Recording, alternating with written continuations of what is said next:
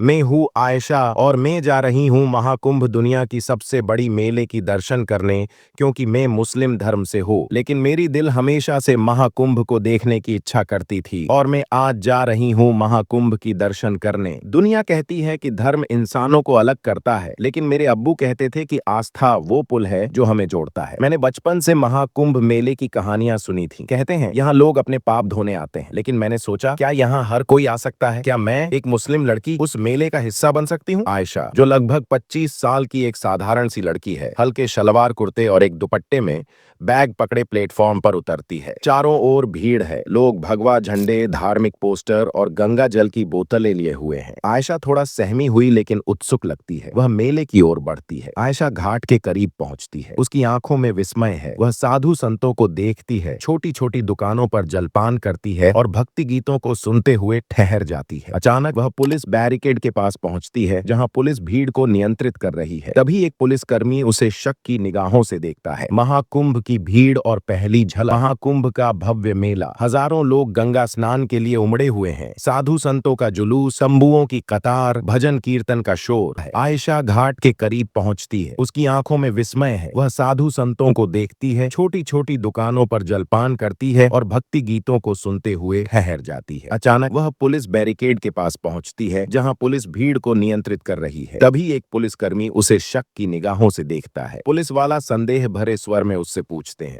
तुम्हारा नाम क्या है? आयशा हिचकते हुए बोलती है, मेरा नाम आयशा है। पुलिस वाला कड़ाई से बोलते हैं, आयशा, यहाँ क्या कर रही हो? आयशा, मैं बस मेला देखने आई हूँ। बचपन से सुना है कि यहाँ लोग अपने पाप धोने आते हैं। पुलिस वाले को उस पर शक होता है। वह उसे किनारे ले जाकर पूछताछ करता है। आयशा को एक अस्थायी पुलिस चौकी में ले जाया जाता है। वहाँ एक वरिष्ठ अधिकारी बैठा है। आयशा सहमी हुई है, लेकिन अपने इरादों में दृढ़ दिखती है। अधिकारी, तुम मुस्लिम हो, यहाँ आने का क्या मकसद है? पहचान पत्र दिखाओ। आयशा बैग से अपना पहचान पत्र निकाल कर देती है। साथ ही उसके बैग में एक डायरी और एक किताब होती है। अधिकारी डायरी उठाकर देखता है। उसमें उर्दू में कुछ कविताएं लिखी होती हैं। वह शक भरे स्वर में पूछता है, अधिकारी, यह उर्दू में क्या लिखा है? तुम्हारा यहाँ कोई दूसरा मकसद तो नहीं? आयशा थोड़ा घबराती है, लेकिन फिर साहस जुटाकर जवाब देती है, आयशा, यह मेरी कविताएं हैं। मैं लिखती हूँ कि कैसे धर्म हमें जोड़ सकता है। अधिकारी डायरी में एक कविता पढ़ता है। अधिकारी पढ़ते हुए, धर्म दीवार नहीं, एक पुल है जहाँ सब मिलकर चलते हैं। उसकी आवाज धीमी हो जाती है। वह गहराई से सोचने लगता है, आयशा साहब, मैं यहाँ किसी को नुकसान पहुंचाने नहीं आई, बस ये देखने आई हूँ कि क्या यह मेला सच में सरहदों से परे है। अधिकारी थोड़ी देर चुप रहता है। तभी बाहर से कुछ स्थानीय लोग आते हैं। स्थानीय व्यक्ति, साहब, यह लड़की सुबह से घाटों पर घूम रही थी। हमने इसे पूजा करते हुए देखा। ये किसी गलत मकसद से नहीं आई।